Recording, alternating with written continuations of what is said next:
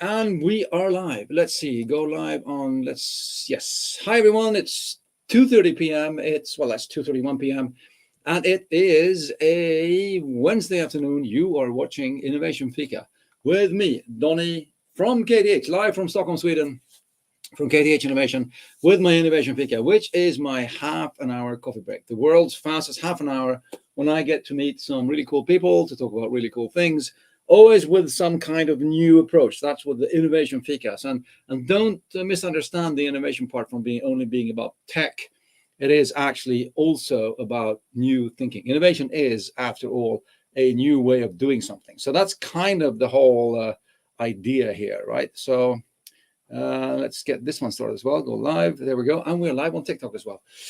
Awesome. So KTH Innovation, not about that. I'm talking about my show here. And I want everybody that comes online to do like Yash did here. Look, hello from India. Hi, Yash from India, live from India.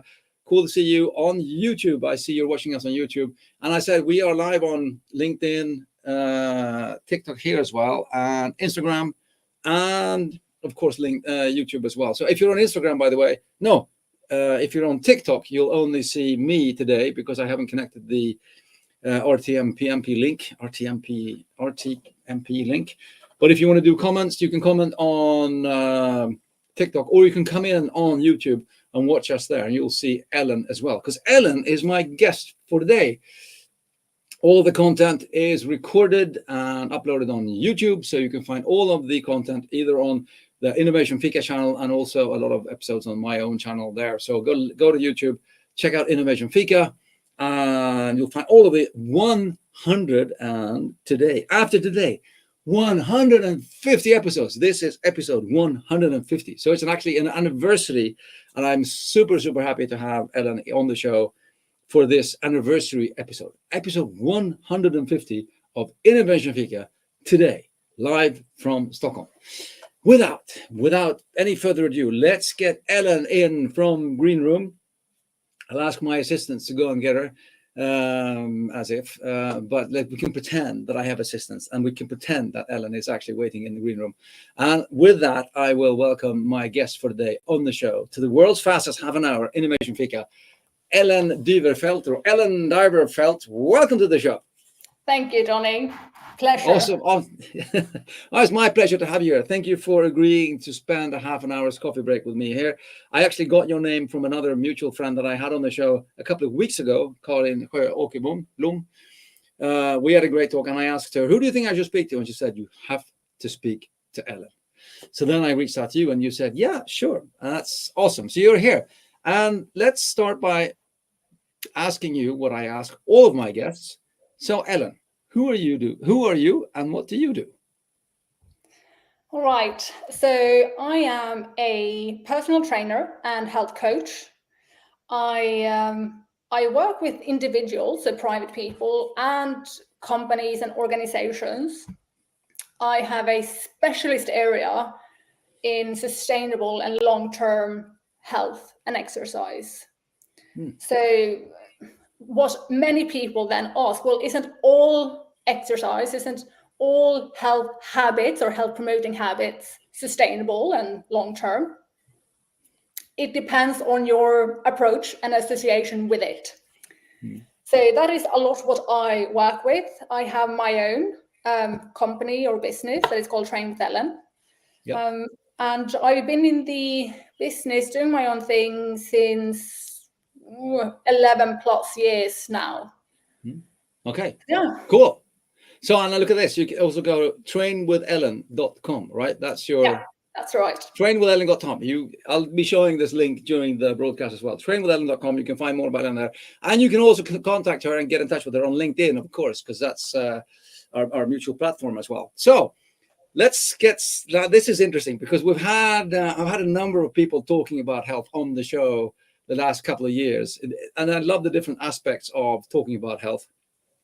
And I do like the idea that you're sort of introducing when I read about you, and also the way you talk about it, the whole sort of long-term sustainable working. I mean, the healthier way, as in working it into your schedule, because I can feel, and this is something I want to talk to you about when it comes to, I can feel so many people always coming to me saying, they have this bad conscience about not looking after their health, and they have this, in my perspective, they have like a negative relationship to their health because they don't feel that they are healthy, and they have a bad conscience because they're not being healthy enough, kind of thing, which in itself I feel is a wrong way to go about it, because then you always have like a negative attitude to it. But let's start with some things that we feel that this is something that people are not doing in. I'm not going to say wrong. I don't want to stigmatize it. I just want to say in not as a good way as they could. Do we have any examples of what people do, or how they sort of act? Yeah, I mean, when it comes to exactly, you were explaining it on point, basically, that we feel guilty for not doing enough. So I would say the biggest thing that people, regardless if they are, in the beginning of sort of focusing on their health, etc., or if they are quite, they have been doing it for quite a while, maybe they're even hobby athletes, most people tend to, even if they can rationally think, this is quite a lot, we tend to do a bit too much, or thinking we should step up, we should always progress. And that it means then when we work on our health, it's always association with performance, in this example. So it's not unconditional. And when you think about performance, you need discipline, you need hard work. It's often all or nothing. And that creates that negative association with it, or slightly uncomfortable association with it. When we then try to do it when we have a really hectic period in our lives, which tends to be the majority of the time.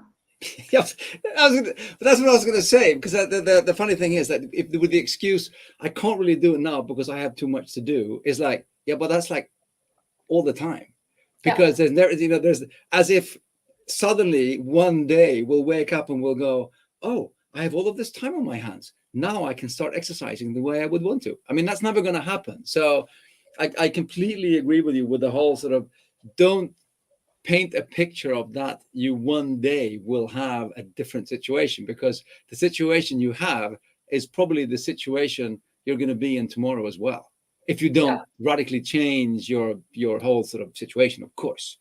So how do we start working with this then? How do we work? I read what you said, wrote as well, that working it into our lives. How do we start with that?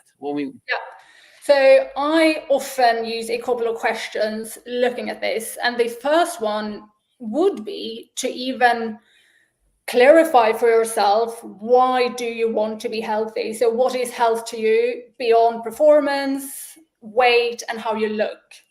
So what will health do for you? What will allow you to do? How will you feel if you then set out to work on your health? What is the compelling reason as to why you should spend time and energy on your health?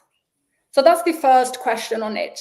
But then also adapting this, and it's not something that you just decide to do, but really working on a flexible mindset, working on this all or nothing approach, and also working on not viewing it as conditional, that you have only done it enough if you ran a certain distance at certain times, lifted a certain amount of weight, etc. So it is a work in progress, because we tend to fall into that category. But then when it comes to the time aspect of things, working on how can you modify an activity so that it gets done, but it's maybe not the original plan or thought that you had. So for example, that many people went, I'm going to take care of my health now, I'm going to join a gym. Very common. And it might even be for those who are really into other types of sport, let's say cycling, running, etc. So I should be doing strength training. I know that is good for me, but I haven't yet gotten around to it. I need to go to the gym to do my strength work. For many, it takes about an hour and a half to go to the gym, get changed, do the workout, shower, get changed, and then go back home or to work. That's a lot of time that you have to carve out in your day. So a modification could be, well, on some days you can do the strength at home. What many people then think, but it's just not as good. It won't be as good of a workout, for example. It's not as effective. So that is often the excuse or the approach, the scenario that you create around that example. So working in doing it at home instead of going to the gym if you have to, right? If you don't have the time, if you consistently can't get to the gym because things gets in the way. So that's just an example. Or another example would be if you have set out that you are running, you're a runner now. You've had a really full-on day at work. I mean, it's overtime, and then kids are, need to be taken to practice, you need to cook dinner, etc., and you have a headache on top of that. You don't really feel like running. Maybe it's even November, dark and raining outside. So maybe it is better to take action and just go for a walk instead. Exactly. But it is not as easy to just decide, because your brain will come up with a bunch of ideas. No, but the walk is just not good enough. What's the point of doing that if I can't run? Oh, but it's so dark and miserable outside. I don't want to go out. So that you can even change that. So it's about working on that mindset, being flexible, because any action is often better than no action. Exactly. And that's the either or, the curse there, because that's the curse of the dieting mindset as well, is that you're either on a diet or you're eating. It's like, either or. And on your diet, then it's like you're punishing yourself and not eating anything. It makes you miserable. Or you're eating, and then your perception is that you're eating too much and you're miserable, i.e. you're always miserable. It's like, I almost swore there, but if I get just even out a little, eat. It's not. I mean, it's like the whole healthier, better than not. And I completely 100%. I mean, if you do strength, I go to the gym and I do strength training, but I know that when I'm traveling, usually there's no gym. There might be a fitness room, which is an old treadmill is pushed into some kind of a storage room somewhere. But I know that doing 10 push-ups will keep my body better in shape than not doing anything at all. So then I do push-ups or whatever. I mean, and that takes me 3 minutes in the morning just to go through some squats and push-ups, and at least I've activated something. And I've woken up. It's like doing morning yoga, 5 minutes, whatever is better than going, oh, well, if I can't do it, it's no point in doing it at all. So I completely, I get that 100%. And I think that's really important to sort of get into your mindset of that and finding, making it work for you. And I like the example with the run as well, because I again and again and again, when I meet people, there's this, the excuse of time or too much to do, or, when am I ever going to fit it in? Because what they're trying to fit in is always this big chunk of exercise, right? So, well, get off the bus 3 stops before you get home and walk home that 10 minutes, and you've gotten something into your day, kind of thing. Mm-hmm. So I completely agree with that, 100%. Yeah, it is. And the thing is, it's so easy to talk about it, especially for us too, when we are outside. We are not into, like, when an individual wants to achieve a goal, they want to work on their health, they have quite strong thoughts and emotions connected to it. So they can think rationally, well, this is something I can do. But again, it comes back to often the work of, stepping away from this is not enough, so it's no point doing it. Yeah. So it's just a note, a reminder that in theory it's easy, but in practice, even the small things, it's super difficult. I mean, it's like we're asking people to change habits. It's a huge step for people, right? I'm just going to say, hey everyone, it's Innovation Fika with Donny live Wednesday afternoon as usual. I'm saying to everybody on TikTok, if you want to ask questions, if you want to see the whole show, then get on YouTube or LinkedIn.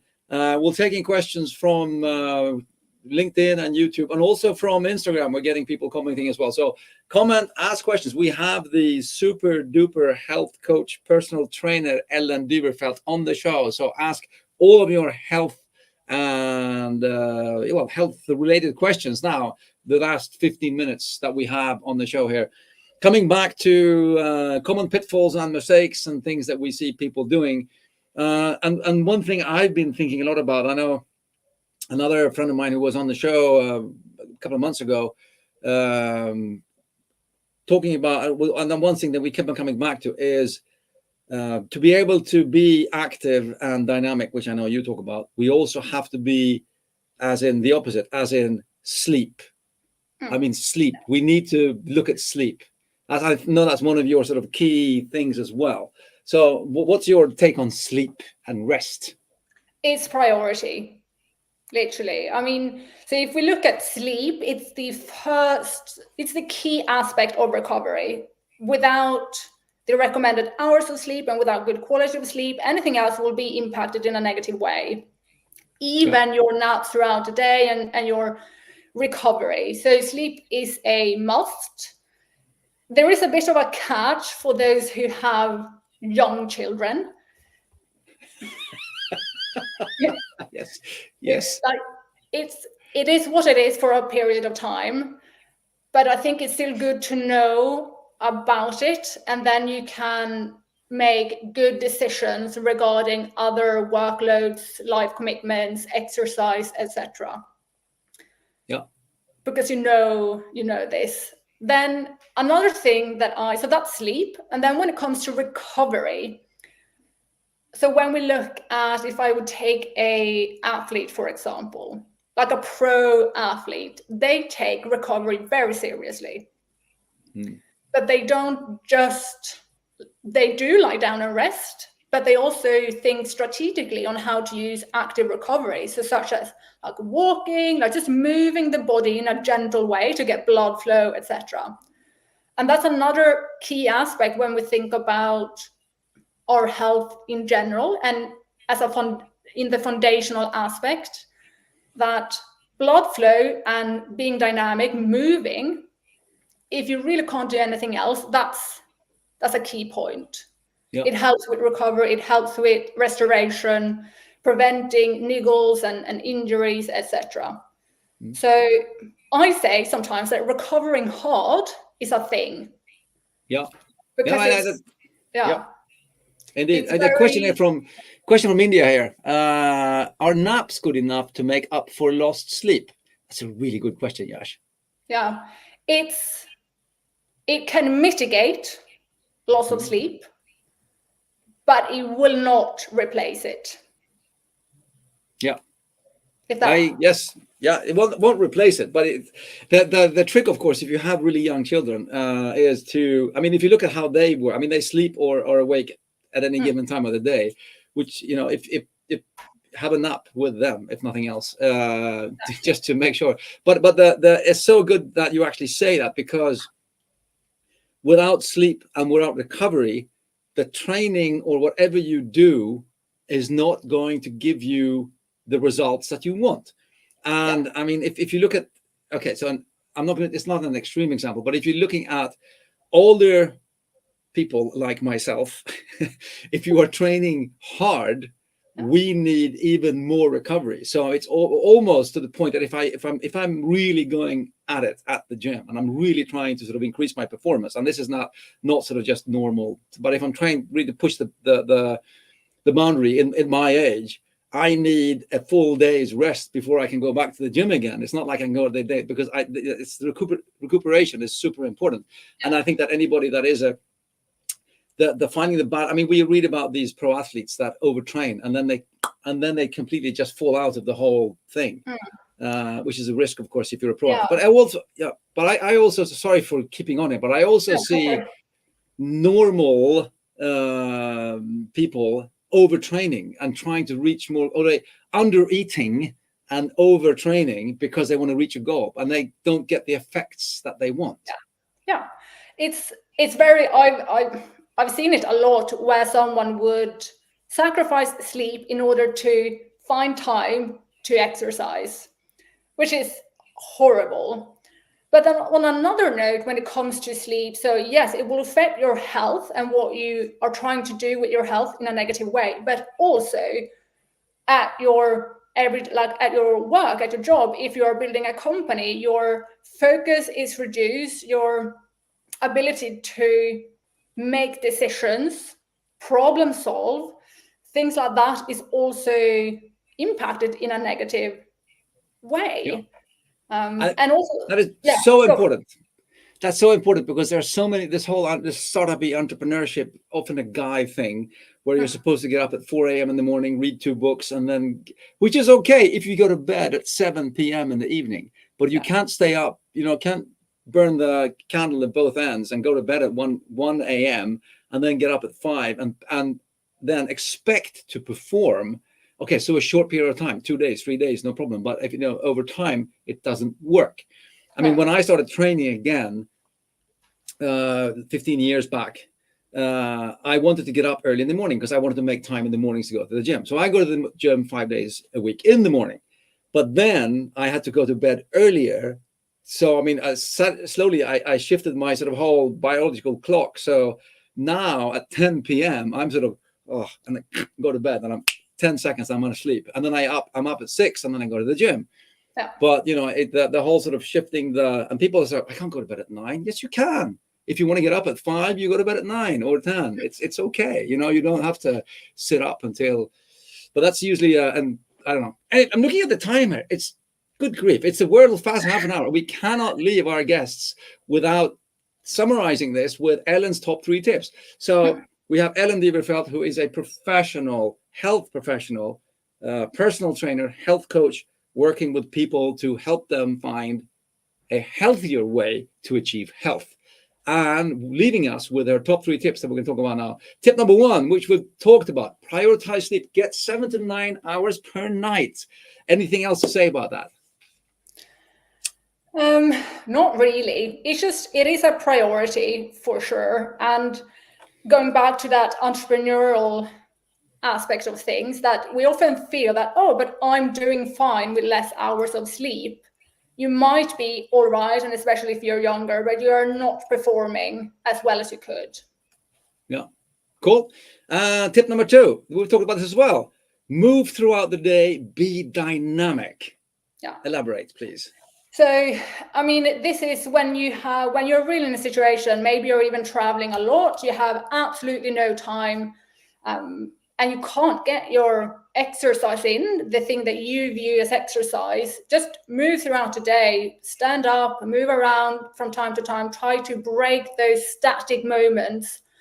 That is just key when we are thinking about blood flow, keeping our muscles active, etc. And this goes even if someone is training every day for an hour really hard, you still need to move throughout the day.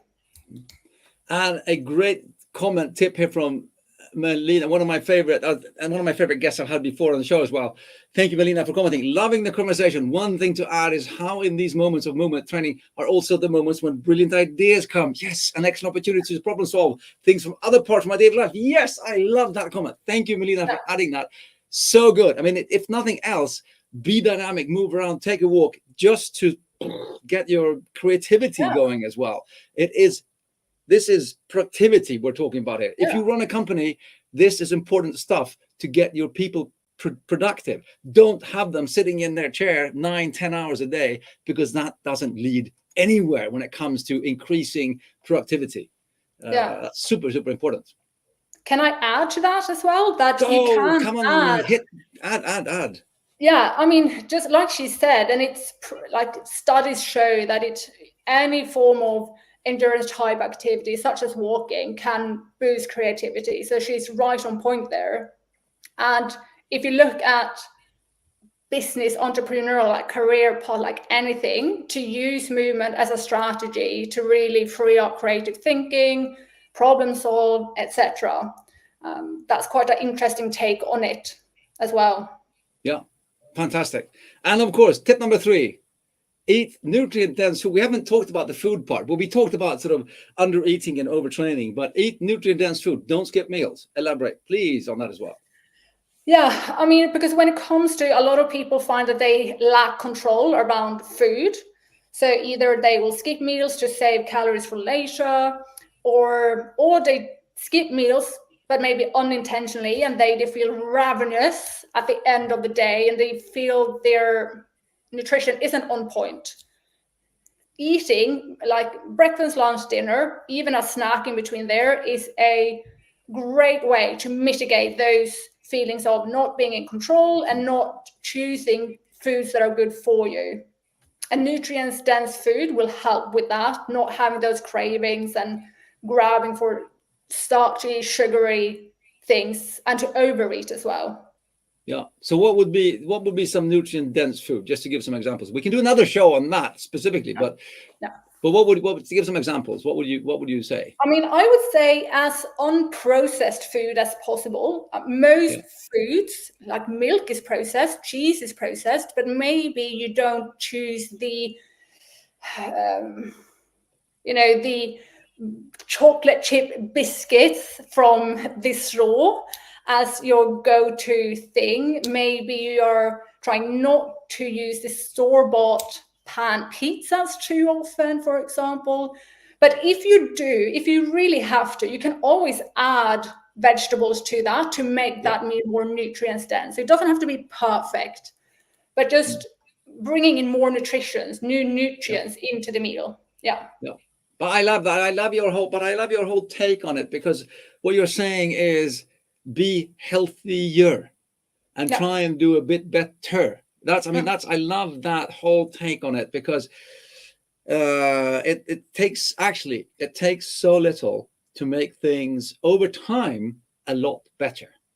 As long as you don't try and do everything at once, because then you will always, as you say, will overtrain, you'll undereat, and you'll feel miserable about that. And then you'll go yo-yo back to where you were, and then you'll feel even more miserable. And then you'll feel that you've failed on both accounts. So that's no good way of doing it. So I totally love this conversation. I love where we're going. It's 14:58. So I mean, it's, as I said, it's the world's fastest half an hour. It feels like we haven't even had time to say hello to each other. I will say thank you all for joining on LinkedIn. Thank you for all for joining on YouTube, and also on Instagram. I see we have a bunch of people live on Instagram with us. Some people have been jumping in on TikTok as well, even though we haven't had a two-way thing there. But all you TikTokers, you can find this show on YouTube, and join us next week on YouTube and LinkedIn. With that, I will put hang on, I'll do one more time. I'll put the banner on here again. Go to trainwithellen.com to see what Ellen is all about. Find her on LinkedIn, Ellen Dyverfeldt on LinkedIn. Connect with her there. Keep the conversation going. Thank you, everyone, for commenting. And thank you, Ellen, for being on show 150 anniversary. Awesome. That's fantastic. It is 14:59. It's almost 3 o'clock. I will say thank you and goodbye to everyone. I'll see you next week again for this ultra short, super interesting innovation Fika show. Thank you, Ellen. Thank you, everyone. And goodbye for now.